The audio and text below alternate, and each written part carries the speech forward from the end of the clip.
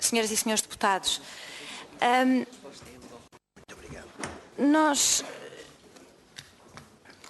a pergunta que nós queríamos, continuamos a ter várias perguntas sobre este processo e perguntas de processo, de legislação, etc. E a primeira que eu lhe colocaria era se havia condições, antes dia 18 de dezembro, para fazer a resolução e se eram cumpridos realmente os requisitos para fazer a resolução. Eles estariam cumpridos antes da notícia da TVI ter aparecido e de haver uma corrida ao banco, neste caso, especificamente ao Banif? E, por outro lado, na semana anterior, a Comissão Europeia começou uma consulta pública e não havia expectativa de haver a necessidade de reembolsar a ajuda de Estado antes da primavera. Por isso, a pergunta que eu ponho é, nestas circunstâncias, como é que nós passamos de uma solução, como é que nós passamos para uma solução que implica uma ajuda de Estado muito maior num quadro de resolução que tem um custo todo ele maior? E como é que isto não viola as regras europeias, em particular tendo em consideração que não houve realmente um processo competitivo para esta operação? E uma questão de calendário. Parece, pelas suas declarações e em geral pelas notícias que temos ouvido, que o SSN exige imensa pressa nesta resolução, sabendo que isto tinha obviamente impacto até no processo competitivo.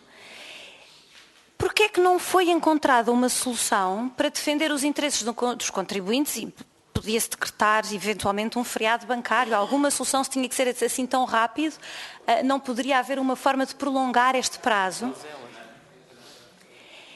E no que diz respeito agora, e uma questão talvez que é mais uma preocupação propriamente do que uma pergunta, o Sr. Governador referiu aqui que efetivamente, em 3 dias, o Banif perdeu a capacidade de aceder ao mecanismo do BCE de liquidez de emergência,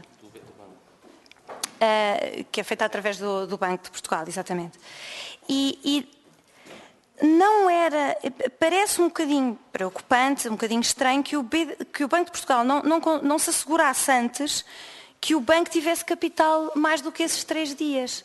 E em particular, eu penso em particular no caso da Grécia e no caso do BES, que acederam a este mecanismo, às elas, como se diz habitualmente, aliás, nas expressões aí nos jornais, durante muito mais tempo do que estes 3 dias. Portanto, é um processo que realmente foi muito rápido e é estranho e talvez um bocadinho preocupante.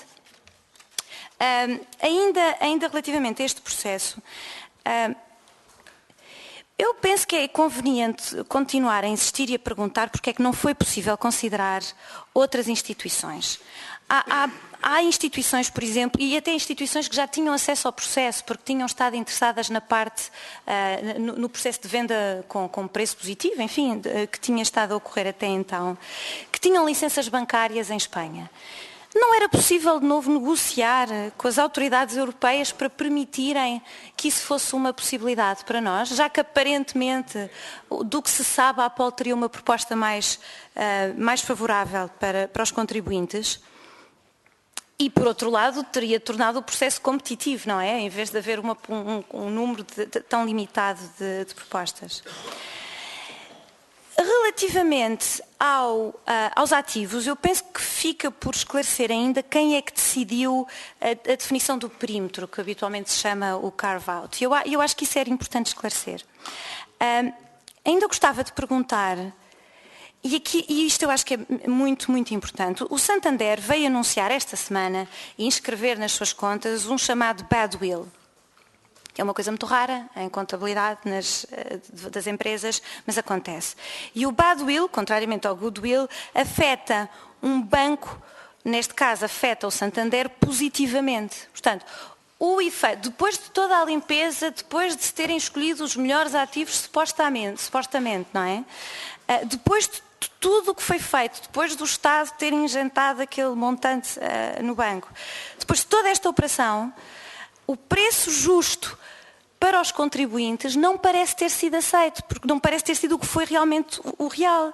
Porque o valor que o Santander admite nas suas contas que ganham com isto são 283 milhões. Porquê é que estes 283 milhões não estão do nosso lado? Porquê é que estão do lado do Santander? São 283 milhões que os nossos contribuintes, sim, não têm. Finalmente, na véspera, e talvez para resumirem um pouco também, na véspera... Para terminar, senhora deputada. Peço imensa desculpa. A notícia do TVI, até a notícia da TVI, havia interesse, e de forma muito rapidamente, para vender o banco com preço positivo. Havia interesse demonstrado. E ficou muito claro, e agora outra pergunta, ficou muito claro que as instituições europeias, a DG Comp e a SSN, parecem ter feito um fato à medida para o Santander de tudo isto.